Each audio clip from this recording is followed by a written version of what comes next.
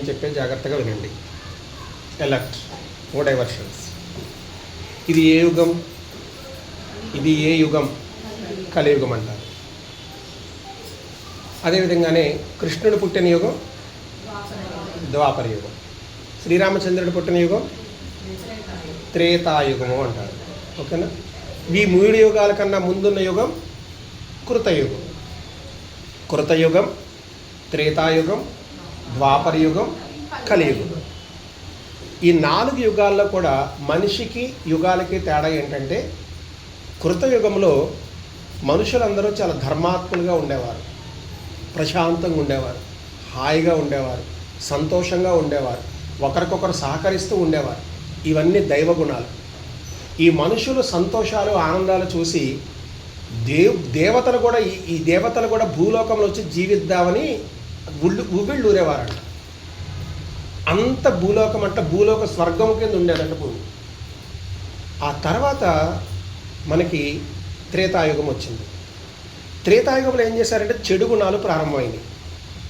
కానీ మంచి వాళ్ళందరూ ఒక దగ్గర ఉండేవారు, చెడ్డ వాళ్ళందరూ ఒక దగ్గర ఉండేవారు. అప్పుడు భగవంతుడు ఏం చేశాడంటే, ఆ చెడ్డ వాళ్ళ యొక్క చెడు రక్షించడానికి, చెడు నుంచి మంచివాడు రక్షించడానికి, ఆ చెడ్డవాళ్ళు అక్కడ ఉన్నంత వరకు నో ప్రాబ్లం, ఆ రక్షించడానికి వాళ్ళ దగ్గరికి వెళ్ళి సంహరించాల్సి వచ్చింది. ఇది త్రేతాయుగం. ద్వాపర యుగం వచ్చేసరికల్లా ఒకే కుటుంబంలో మంచివాళ్ళు చెడ్డవాళ్ళు కూడా తయారయ్యారు. అంటే మానవులు రాక్షసులు కూడా, అంటే రాక్షస మనస్తత్వం ఉన్నవాళ్ళు రాక్షసులు, మానవ మనస్తత్వం ఉన్నవారు మానవులు. వీళ్ళకి ఇద్దరు ఒకే కుటుంబంలో ఉన్నారు, ఒకే కుటుంబంలో తణుకు చావడం మొదలుపెట్టారు. ఇది ద్వాపర యుగం. ఈ కలియుగానికి వచ్చేసరికల్లా త్రేతాయుగంలో ఎక్కడెక్కడో ఉన్నారు, ద్వాపర యుగంలో ఒకే కుటుంబంలో ఉన్నారు. కలియుగం వచ్చేసరికల్లా ఏమవుతుందంటే, ఈ మనుషులు దేవతలు అంటే మానవ లక్షణాలు, రాక్షస లక్షణాలు, దైవ లక్షణాలు, ఈ 2 కూడా ఒకే మనుషులు ఉంటాయి. సందర్భాన్ని బట్టి మనం మనుషులం, సందర్భాన్ని బట్టి మనం జై గురుదేవులు. అప్పుడప్పుడు అంటారు చూడండి, నాలో రాక్షసుని చూస్తాను అంటారు. చెప్పేస్తారా మనమే, నా అంత దుర్మార్గుడు లేడంటున్నాం. ఎస్, ఎందుకంటే మనలో ఉన్న వాడు ఏం చేస్తుంటాడంటే, ఈ అనుక్షణం ఏం చేస్తుంటాడంటే మన ఎప్పుడు పక్కదో పట్టిస్తూ ఉంటుంటాడు. ఈ సందర్భానుసారి ఎప్పుడు ఎవడు బయటకు వస్తాడో తెలియదు. అదేవిధంగా కొంతమందికి మనం దేవుళ్ళం, కొద్దిమందికి మనం రాక్షసులు. కొద్దిమందికి మనం చూస్తే హ్యాపీ, కొద్దిమందికి మనం చూస్తే గుర్రు. ఎవరి రీజన్స్ వాళ్ళకు ఉంటాయి, గమనించండి. ఎప్పుడైతే, ఎందుకంటే మనం ఎవరైనా సరే మిమ్మల్ని ఎందుకు యోగా చేయాలి అంటే, ఇప్పుడు నేను చెప్పిన ఆన్సర్ చెప్పండి. ఎందుకు యోగా చేయాలంటే, ఆ లోపల ఉన్న రాక్షసుని సరిచేయడానికి. గమనించండి, ప్రతి మనిషిలో కూడా 50-50 ఉందనుకోండి. ఒక 50 రాక్షస గుణాలు, 50 దైవ గుణాలు ఉన్నాయి. మీరు మంచి సత్సాంగత్యంలో సత్కర్మాచరణతో, మంచి సత్కర్మాచరణతో మంచి సాధన చేస్తున్నారనుకోండి, దైవ గుణాలు 60% ఉంటాయి, రాక్షస గుణాలు 40% ఉంటాయి. బ్యాలెన్స్డ్. కొద్దిగా దీని పర్సంటేజ్ ఎక్కువ ఉంది. మళ్ళీ ఇంకా మీరు మంచి మార్గంలో ఉన్నారు, మంచి మాటలు వింటున్నారు, మంచి సత్సాంగత్యం ఉన్నారు, ఇది 70, ఇది 30 వచ్చింది. ఇది పెరిగే కొద్దీ ఏమవుతుందంటే, మీరు చాలా హాయిగా ప్రశాంతంగా ఉంటారు, ఆరోగ్యవంతంగా ఉంటుంటారు. ఈలోగా మిమ్మల్ని ఎవరో చెడగొట్టేసి ఆ దుస్సాంగత్యం ఒకడొకడు పక్కకు జరుగుతాడు, మళ్ళీ 50కి వచ్చేస్తుంది. అందుకనే దీన్ని ఏమంటారంటే ఇంద్రుడు అన్నారు. ఇంద్రుడు అంటే మన ఇంద్రియాలు, సెన్స్ ఆర్గాన్స్, మన టెంప్టేషన్స్. మన జీవితంలో చాలా సందర్భాల్లో చూడండి, ఏదో సంకల్పం చేసుకుంటాం, ఫలానా చేసి తీరాలు తాడబెడది తెలుసుకోవాలనుకుంటున్నాం, మంచి రోజు చూసి పక్కన పెట్టేస్తాం. ఇంకొంతమంది రాక్షసులను ఎలా తయారవుతారు? చెడు 60 ఉంటుంది, మంచి 40 ఉంటుంది, చెడు 70 ఉంటుంది, మంచి 30 అయిపోతుంది. ఈ టైంలో ఎవడొకడు మంచోడు తగిలాడు అనుకోండి, మళ్ళీ న్యూట్రల్కి రావచ్చు. అంటే మన సాంగత్యం, మనం చదివే పుస్తకాలు, మనం చూసే విషయాలు, ఇవన్నీ మనిషిలో ప్రభావం చూపిస్తూ ఉంటుంటాయి. ఎవరికైతే ఈ మనసులోని ఈ చెడు లక్షణాలని ఉండడం మొదలు పెడుతుంటాయో అప్పుడే వ్యాధులు ప్రారంభం అవుతుంటాయి. వ్యాధులకు మూలం ఎక్కడంటే మనస్సే. అందుకనే ఎవరైనా క్రానికల్ డిసీజ్ ఉందనుకోండి, క్రానిక్ డిసీజ్ అంటే ఒక నెల కన్నా ఎవరికైనా ఎక్కువ వ్యాధి ఉండి రెగ్యులర్గా మందులు వేసుకోవాల్సి వస్తుంది. మందులు వేసుకుంటే బాగుంది, వేసుకోకపోతే తేడా కొడుతుంది అంటే it is chronic disease. Chronicle disease అన్నిటికీ కారణం మనస్సే కారణం. గమనించండి. అందుకని ఏ డాక్టర్ దగ్గరికి వెళ్ళి సార్ నేను 5 సంవత్సరాల నుంచి మందులు వాడుతున్నాను, 20 సంవత్సరాల నుంచి మందులు వాడుతున్నాను, ఎందుకు తగ్గట్లేదు అంటే వాడు చెప్పేది ఏంటంటే ఇట్ ఈజ్ సైకోసమాటిక్ డిసీజ్. ఇది శరీరానికి వచ్చిన వ్యాధి కాదు, దీనికి మూలం మనస్సులో ఉంది. గమనించండి. నేను మీకు వ్యాధి వస్తే మందులు ఇవ్వగలుగుతాను, కానీ మీ ఈర్ష్యకి నా దగ్గర మందు లేదు. ఇప్పుడు డాక్టర్ దగ్గరికి వెళ్ళిన చాలా కోపం ఎక్కువ మందు ఇవ్వమంటే, నాలో స్వార్థం ఎక్కువ మందు ఇవ్వమంటే, నాలో అసూయ ఎక్కువ ఉంది మందు ఇవ్వమంటే దానికి ఏ మందులు లేవు. మనస్సుకు సంబంధించిన ఒకే ఒక్క మందు ఏంటంటే స్లీపింగ్ ట్యాబ్లెట్. సైకలాజిస్ట్ ఏమున్నా సార్ నాకు విపరీతం పిచ్చి కోపం వచ్చేస్తుంది, స్లీపింగ్ ట్యాబ్లెట్ ఇచ్చి పండబెడతాను. నా బిహేవియర్ చాలా అన్ఈవెన్గా అనిపించడం మొదలుపెట్టాను, స్లీపింగ్ ట్యాబ్లెట్ ఇచ్చి పడుకోబెడతాను. ఇంక అంతకుమించి అక్కడ ట్యాబ్లెట్స్ ఏమి లేవు. సైకోసమాటిక్. యోగా అంటే అర్థం ఏంటంటే మనస్సుని శరీరాన్ని సమన్వయం చేస్తుంది. రెండవది ఈ రాక్షసుని సరిచేయడానికే మనం చేసే సాధనలని. ఈ లోపల నుంచే మార్పులు వస్తూ ఉంటాయి. యోగా అనే పదానికి అర్థం ఏంటంటే కలయిక, కంబైన్, కలుపుతుంది. దేని కలుపుతుంది? ఆ చెడును తగ్గించి మంచిని పెంచి రెండింటిని సమన్వయం చేస్తుంది, బ్యాలెన్స్ అయి ఉంచుతుంది. అందుకని highest conscious level of yoga meaning ఏంటంటే జీవాత్మ పరమాత్మగా పరిణితి చెందడం. ఇది ఒక్క రోజులోనో, ఒక నెలలోనో, ఒక సంవత్సరంలోనో సాధ్యమయ్యేది కాదు. మొట్టమొదటి ఎప్పుడైతే యోగ సాధన చేస్తుంటావో, సత్సాంగత్యం ఉంటుంటావో, మంచి మాటలు వింటుంటావో, మొదటగా ఏమవుతుందంటే మీ కణజాలంలో మార్పులు రావడం స్టార్ట్ అవుతుంది. నెమ్మదిగా మీ అవయవాల్లో మార్పులు రావడం స్టార్ట్ అవుతుంది. రక్తంలో మార్పులు రావడం స్టార్ట్ అవుతుంది. మీ ఎముకలో మార్పులు రావడం స్టార్ట్ అవుతుంది. నెమ్మదిగా మీ డిఎన్ఏలో మార్పు రావడం స్టార్ట్ అవుతుంది. అప్పుడు మీ ద్వారా పుట్టిన పిల్లలందరూ కూడా అద్భుతమైన వ్యక్తులుగా తయారవుతారనమాట. యోగా ఏం చేస్తుందంటే ఆ లోపల నుంచి మార్చుకుంటూ వస్తుంది అనమాట. ఇది రాత్రిలో జరిగిపోదు. చేస్తూ ఉంటే ఎందుకంటే ఎన్నో సంవత్సరాలుగా స్టాక్ పెట్టుకొచ్చి నెల రోజుల్లోనో 3 నెలల్లోనో మారిపోవాలంటే ఎలా కుదురుతుంది? సమయం పడుతుంది. మన సమయం వల్ల మన ఓర్పు మన దగ్గర ఉండాలి. ఈలోగా మనకి ఇంద్రుడు ఎవడో కూడా వస్తాడో పక్కకి లాగేస్తాడు.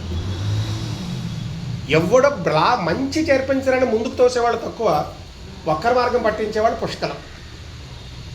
ఆ వచ్చేవాడు ఎవరు పడిపోవడం పతనం అయిపోవడం మొదలు పెడుతుంటాడు. 10 సంవత్సరాల తర్వాత అంటాడు అప్పుడు మొదలెట్టాను సార్, ఆ తర్వాత చిన్నదేది వచ్చింది, అంతే, ఫినిష్. అనుక్షణం మనం కాపలా కాసుకుంటూ ఉండాలి. అందుకనే ఈ కృతయుగం, త్రేతాయుగం, ద్వాపరయుగం, కలియుగం. ఇప్పుడు ఏ యుగం? ఇంకో సీక్రెట్ చెప్తాను మీకు. నిజానికి యుగాలని అయిపోలేదు. ఈ యుగాలు 4 ఎప్పుడు నడుస్తూ ఉంటాయి. ఈ 4 యుగాలు నడుస్తూ ఉంటాయి.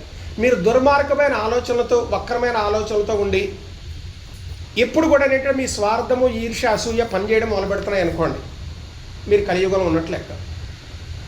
మీరు మంచి మార్గంలో ఉంటూ, అందరి మేలు కోరుతూ, ప్రశాంతంగా ఉంటూ, అందరూ బాగుండాలని కోరుకోవడం మొదలుపెడుతూ, నీ ద్వారా ఎవరికి చెడు జరగకుండా జాగ్రత్త చూసుకున్నావు అనుకోండి, కృతయుగంలో ఉన్నట్లు లెక్క.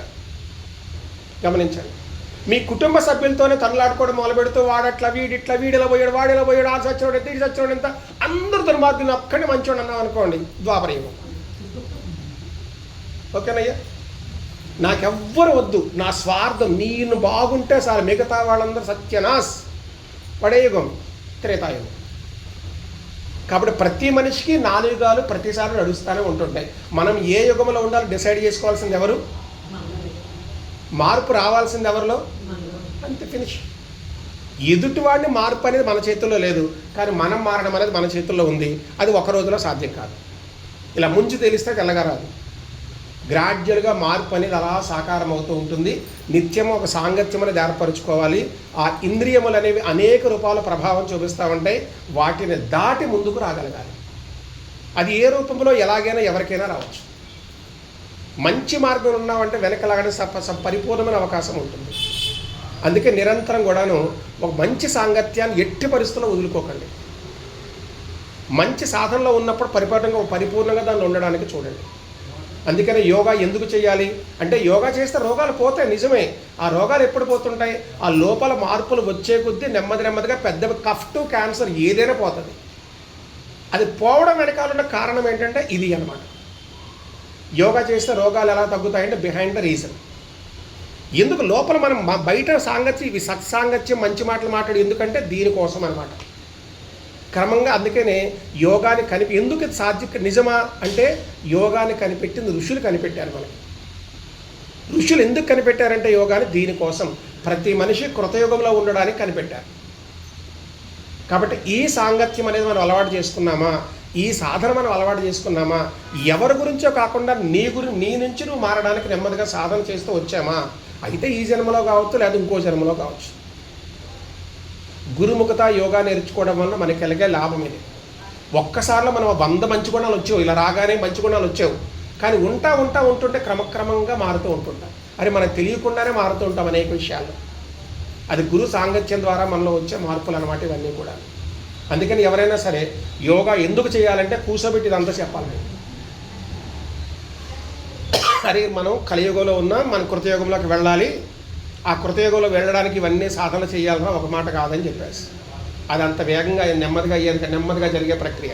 మళ్ళీ చెప్తున్నాను, శరీరాన్ని మార్చడం చాలా తేలిక, మనస్సును మార్చడం ఎందుకంటే నువ్వు ఎన్ని చెప్పు నువ్వే జై జై గురుదేవ్ అంటుంది అనమాట, నాది నీదే అంటూ ఉంటుంది. అది నెమ్మదిగా అది మారే కొద్దీ నెమ్మదిగా ఒక్కొక్క వ్యాధి వెళ్ళిపోతూ ఉంటాయి. సార్ నిజమేనా, నాకు ఇక్కడ డయాబెటిక్ ఉంటే, ఇక్కడ థైరాయిడ్ ఉంటే, ఇక్కడ బీపీ ఉంటే, ఇది ఎందుకు కారణమవుతుంది సార్? కంప్యూటర్ వర్క్ చేయాలంటే దాని వెనకాల సాఫ్ట్వేర్ మొత్తం సిపియూలో ఉంటుంది. మానిటర్ ఓన్లీ మానిటర్, ఈ శరీరం కేవలం మానిటర్, ఇది మొత్తం నడిపించే సిపియూది. గమనించండి, ఇక్కడ మనకి ఇక్కడ మార్పులు చేస్తే అక్కడ మార్పు అయిపోద్ది, ఇక్కడ మార్పులు సరిపోతే దీన్ని బట్టే ఉంటుంది. ఈ మార్పులు చేసుకోవాల్సిన లోపల సాఫ్ట్వేర్లో, ఇట్ ఈజ్ హార్డ్వేర్. కనిపించేదంతా హార్డ్వేర్, లోపల పనిచేసే బ్రెయిన్ ఏంటి? సాఫ్ట్వేర్. మన సాఫ్ట్వేర్లో చేంజ్ చేసుకోవాలంటే మనమే చేసుకోవాలంటే. హార్డ్వేర్ ఏం చేస్తుంది? ఓన్లీ ఇన్స్ట్రుమెంట్ అంతే. అది శరీరం, ఈ శరీరం కావచ్చు, ఇంకో శరీరం కావచ్చు, ఇట్ ఈస్ కేవలం ఇన్స్ట్రుమెంట్. ఆ సాఫ్ట్వేర్లో చేంజ్ వచ్చే కొద్దీ నెమ్మదిగా మారుతుంటాం. అప్పుడు ఏం చేస్తుందంటే మనలో ఆ నటన అనేది పోయి సహజంగా జీవిస్తుంటాం, తద్వారా మనకే మేలు కలుగుతుంది అంతే, ఇంకెవరికో కాదు. మీరు మంచి పుస్తకాలు చదివినా, మంచి గ్రంథాలు చదివినా, మంచి మాటలు విన్నా, మంచి మాటలు ఇంప్లిమెంట్ చేస్తున్నా, ఇవన్నీ దీనికోసమే. కాబట్టి ఎవరైనా యోగా ఎందుకు చేయాలి, యోగా చేస్తే లాభం ఏంటి, నిజంగా యోగా మాకు అవసరమా అంటే ఈ మాటలు చెప్పాలి. కూర్చో, ఎందుకు యోగా అవసరం అంటే ఇందుకు యోగా అవసరం.